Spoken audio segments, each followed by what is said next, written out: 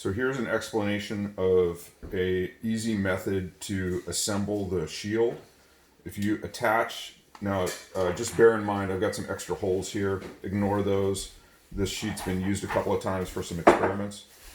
Assemble it by putting in the outside pieces first, hold it up and kind of over the piece, and then put the other opposite outside one on. Now you've got it so the hole is above here, and then you're going to work to slide this down carefully. This hole is a little worn out, so it's going to go in easier, but you may have to kind of press with your fingers on each side. The direction here is going to be a little wonky, so now you're going to just gently push the top to get this to be even all the way across, and then the shield will sit well.